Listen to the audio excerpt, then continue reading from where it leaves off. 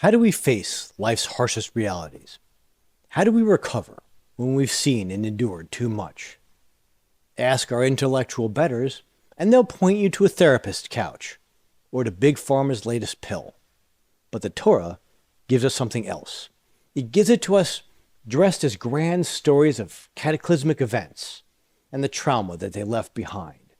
Through the vivid figures of our past, we see how those who came before us wrestled in the aftermath of life-changing events. What can their example do for us? Let's start with Noah. Just to mention that name is to invite the best and brightest to roll their eyes.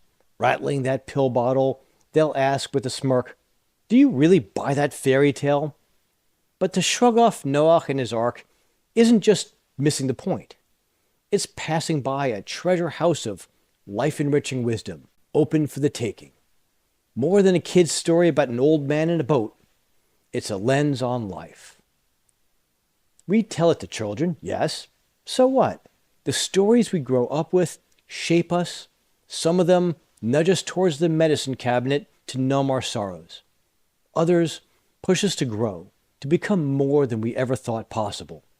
We underestimate the power of stories at our peril. We miss the chance to use stories to improve ourselves to our detriment.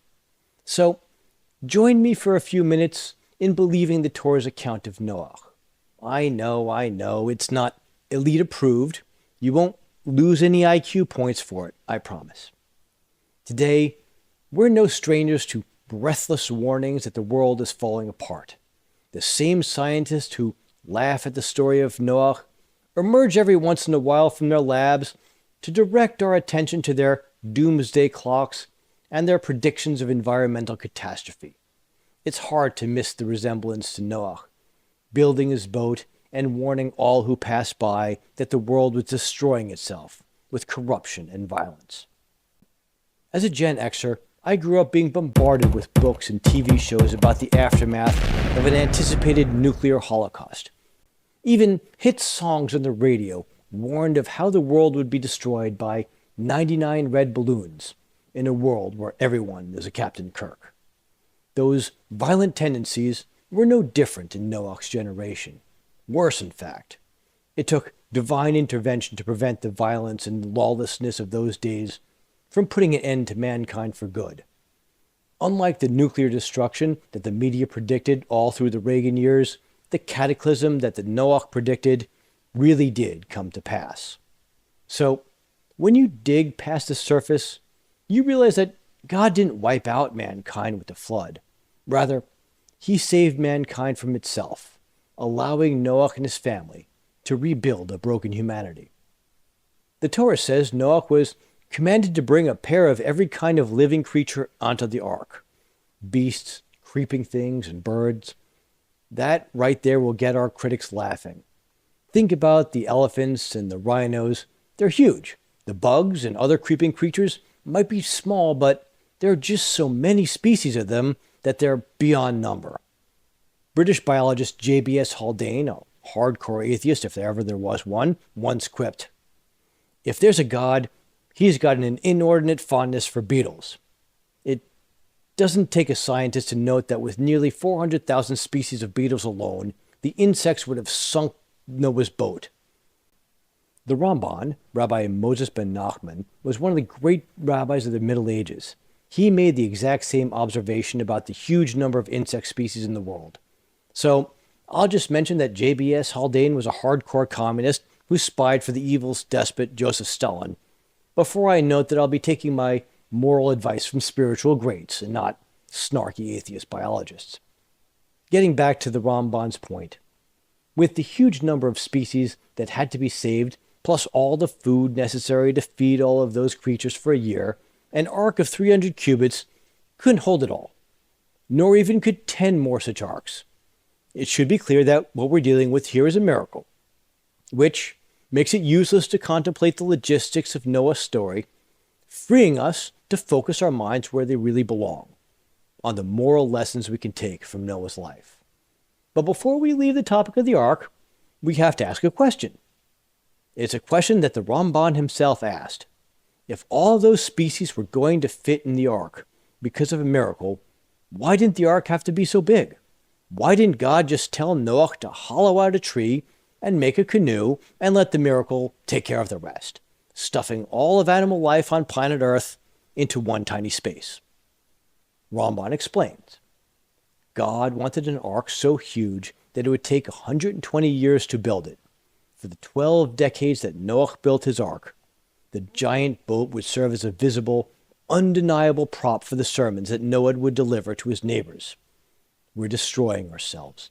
It's time to rethink how we live, how we act, how we treat each other. His generation would gawk at it, talk about it, and ponder the flood to come. Nobody repented. The ark finished. Noah first brought in the animals and then sealed himself and his family inside. Part of my job as a novelist is to think about what shocking and cataclysmic experiences must be like for the people who experienced them. So, let's apply that skill here. The cramped quarters, the noise, the stench, all of the human and animal waste, the loneliness. It was just Noah and his family in the ark, in the gloom and the darkness. Could he bring himself to look out the ark's tiny window at the cataclysm laying waste to his world? To see the storm that destroyed everybody and everything he once knew? The Torah doesn't tell us, but it does mention that only Noah and his family survived. But the Torah does it in a very special way. In Hebrew it says, Ach Noach, only Noah. Listen to the sound of those words again. Ach Noach.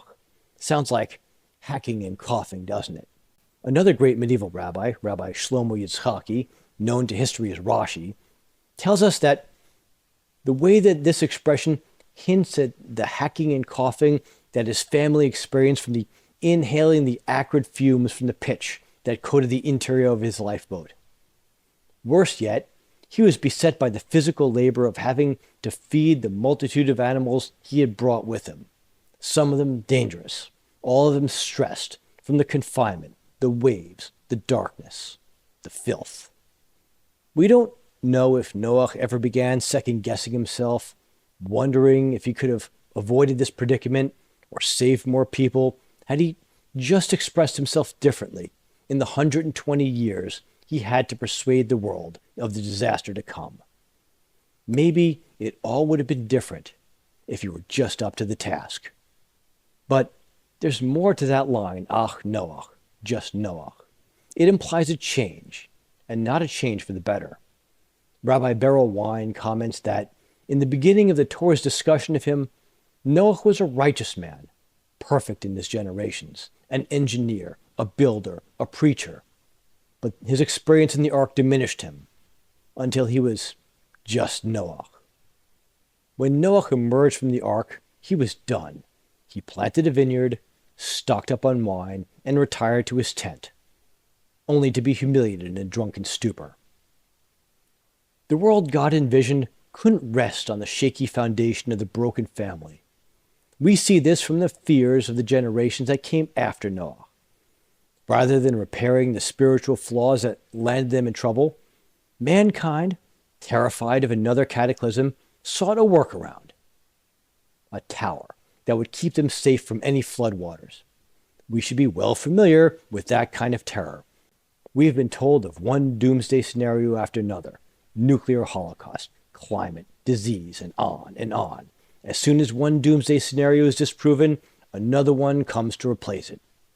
It took 10 generations before the world was ready for Avraham. Reading the Torah's account of Avraham's life, it seems a lot more pleasant than the one I just told you about Noah. That's only because we haven't taken the time to imagine what his experiences really must have been like. Displaced from his home, an Ivri, a man apart. Avraham was born into a world where ruthless warlords like Nimrod claimed divine authority to rule as kings through pagan deities. Avraham stood alone in his proclaiming that there was only one God. At that time, founding a movement to challenge idolatry wasn't merely a theological dispute. It directly challenged the legitimacy of despots. As a result, Avraham was imprisoned. When captivity failed to shake his faith, King Nimrod ordered him to be cast into a fiery furnace. The Midrash doesn't tell us whether Avraham knew he would survive the ordeal. Nevertheless, a miracle occurred, and he was saved. When he was commanded to do so by God, Avraham took his family, his nephew Lot, and his followers, and left his homeland for the land of Canaan. Upon arrival, he faced another test. A severe famine had struck the land. We're not told of Avraham's reaction as he witnessed once vigorous people hobbling about as they wasted away to nothing. We're not told if his dreams were haunted by the images of his new countrymen lying down and dying in weakness and exhaustion. No doubt a man as compassionate as Avraham would have done his best to help whomever he could. He couldn't help them all, nor could he put an end to the tragedy. He was forced to take refuge in Egypt. The end of the famine did not end Avraham's troubles. His relationship with his nephew Lot was complex. Lot was not up to the challenge of taking a stand for monotheism in a pagan world. Instead of remaining with his uncle, he chose to settle in Sodom to a life of ease, free of moral judgments. When Lot was captured, Avraham put aside what disappointment he had in his nephew and faced the terror of battle. He armed for war, leading a mission to rescue Lot. Even still, his biggest challenge lay ahead. God commanded Avraham to put his son upon the altar in the manner of an offering. This isn't the place to wrestle with the tangled theology of the binding of Isaac. I'll just note that God never told Avraham to kill his son, only to bring him up. The Torah captures the drama in one word, Beni, my son. Again and again it shows Avraham speaking affectionately to his son as they climbed the mountain to build the altar. For the rest of his life, Avraham was a man who had once seen a hand holding a knife against the throat of his beloved son. He'd always know that hand was his own. Avraham lived for decades after that day. It is not recorded how often that sight crept back to him in the dark of night, or if it shook him. It's not recorded because it doesn't matter. What matters is that he pressed on, pursuing the mission of founding a people to carry God's message to the world. How could he be up to that task? Avraham realized something that Noah didn't. He had to build a family that would begin the nation to bring God's message to the world. After all those traumas, all those tests, Avraham's mission wasn't done. He realized something big, something basic. Like David Goggins puts it, you don't stop when you're tired, you stop when you're done. Noah had to reestablish the world from one family. But a family is more than just reproduction. It's the inheritance of values. Once, Noah had been a righteous man. Rather than pass on his wisdom, he retired. So, what made the difference? The Torah says of Avraham, and he trusted in God, and he counted it to him as righteousness. Avraham had every excuse to quit. I heard Jocko Willink in a podcast say that all of your excuses are lies. Well, Avraham didn't buy into the lies. He trusted in God, and that trust let him see through those excuses for what they were and keep pushing on. Noah had faith, didn't he? All those years of building that ark. But did he? Rashi points out the flaw. He only entered in the ark when the rain hit. He built it, he preached it, but he didn't truly believe in the flood until he had to. You might think it's easy to shrug off my point that I'm saying that traumatized people should brush off and move on. I'll ask, what's the alternative? The past can't be changed. All we can do is change in the present to build a better future for ourselves and for those we love. But it's bigger than that. I'm saying that no matter what's hit you, you're still wanted, you're still needed, and God still has a purpose for you. Disagree? Then here's what you're saying.